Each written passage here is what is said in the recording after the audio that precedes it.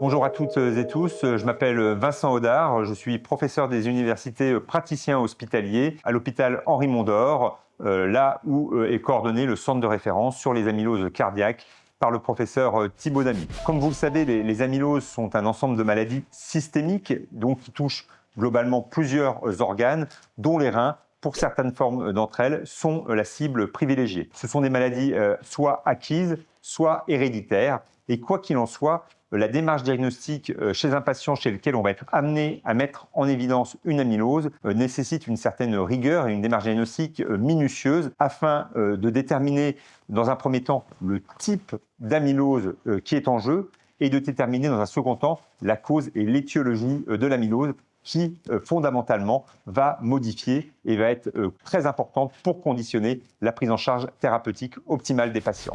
Alors pour revenir globalement sur le rein, il y a différents types d'amyloses. Les amyloses les plus connues qui peuvent donner une atteinte rénale sont les amyloses AL, liées à la production excessive d'une immunoglobuline monoclonale synthétisée par les cellules du sang et qui peut aussi être associée à une atteinte cardiaque qui fait toute la gravité de cette pathologie. Dans ce type d'amylose, l'atteinte rénale est retrouvée chez environ 50, 60, 70% des patients en fonction des études. Le second type d'amylose qui va avoir pour le coup une atteinte rénale privilégiée sont les amyloses AA, où ce type d'amylose est lié à la production excessive par le foie d'une protéine de l'inflammation qui s'appelle la protéine AA.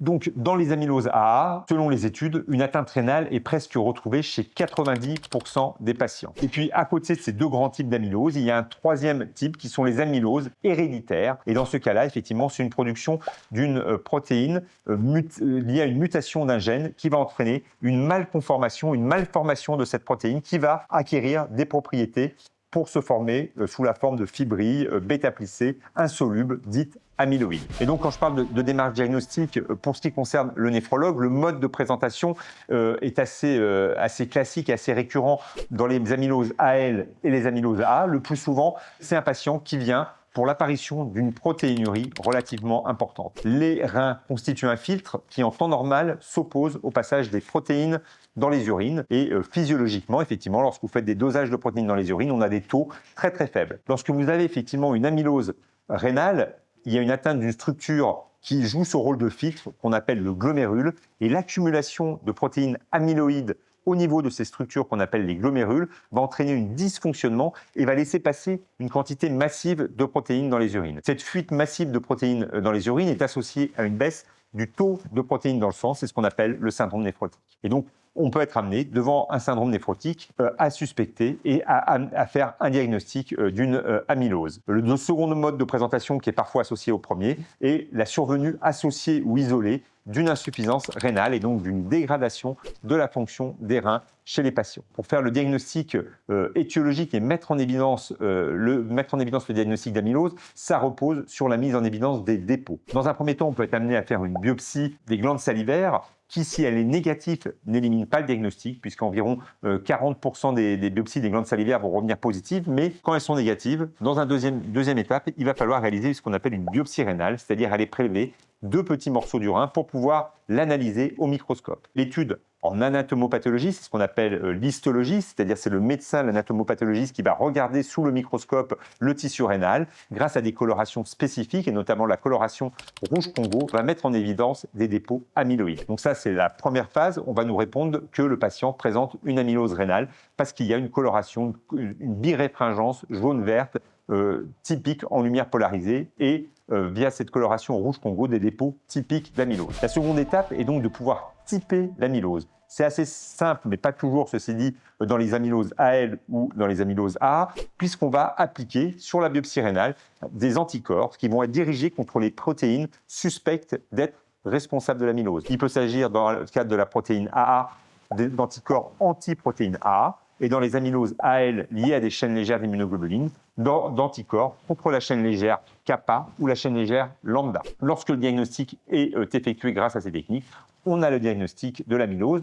dans la seconde étape est donc de réaliser un bilan systémique à la recherche d'autres atteintes. Bien sûr, cela repose sur l'examen clinique, demander s'il y a des signes neurologiques, demander s'il y a des signes cardiologiques, des signes digestifs, et puis en fonction de l'orientation et des symptômes, on va être amené à réaliser des explorations cardiologiques, neurologiques, éventuellement des endoscopies pour mettre en évidence des dépôts digestifs s'il y a des symptômes ou des points d'appel évocateurs. Donc ça, c'est vraiment très très important pour la prise en charge, et dès que le diagnostic est posé, il va falloir effectivement débuter un traitement qui, dans le cadre de l'amylose AL, repose sur un traitement visant à diminuer la synthèse de l'immunoglobuline monoclonale par ces cellules du sang qu'on appelle des plasmocytes. Dans l'amylose AA, qui est secondaire à une inflammation, il faut déterminer la cause de l'inflammation et ensuite débuter un traitement anti-inflammatoire spécifique en fonction de l'étiologie. Un tout petit mot sur les derniers types des amyloses, qui sont les amyloses héréditaires. C'est vraiment pour les médecins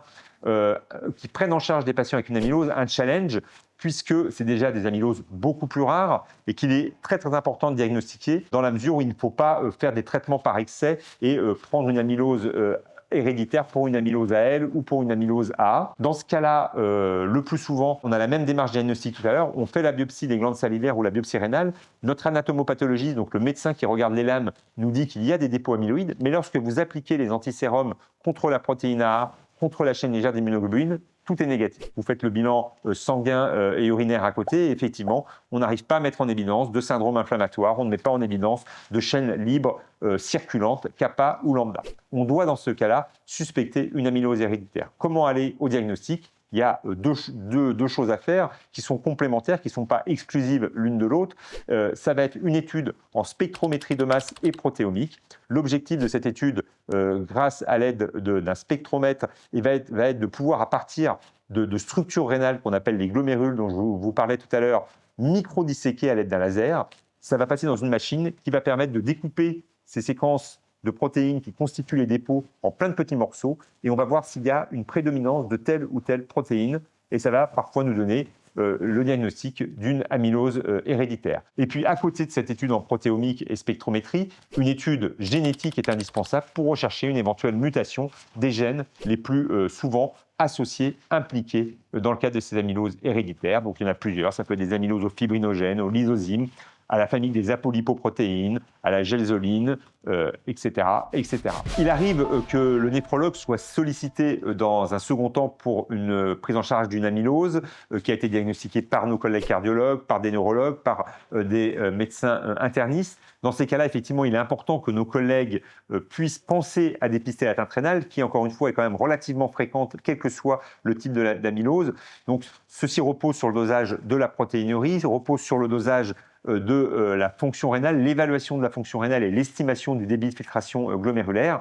Et j'insiste vraiment, car parfois c'est des spécialités assez éloignées du rein, mais toutes les amyloses peuvent potentiellement donner une atteinte rénale. Donc vraiment un dosage de la protéinurie sur échantillon avec un dosage de la fonction rénale et l'estimation du débit de filtration glomérulaire, qui même lorsqu'elles sont normales au début, nécessitent d'être répétées dans le temps, parce que ce n'est pas parce qu'à la prise en charge initiale, inaugurale, il n'y a pas apparemment d'atteinte rénale qu'il ne peut pas y en avoir 3 mois, 6 mois, 12 mois plus tard. Et donc, ça, c'est très, très important, effectivement, en fonction du type d'amylose et du traitement proposé, un suivi néphrologique fait partie intégrante de la prise en charge d'un patient qui présente une amylose, quel que soit le mécanisme éthiopathogénique sous-jacent. Donc, en conclusion, l'amylose rénale nécessite une prise en charge le plus souvent multidisciplinaire, transversale, avec plusieurs spécialités médicales. Le mode d'entrée peut être très variable, mais l'atteinte rénale, j'insiste, est souvent un mode d'entrée classique assez fréquent, que ce soit dans les amyloses AL, les amyloses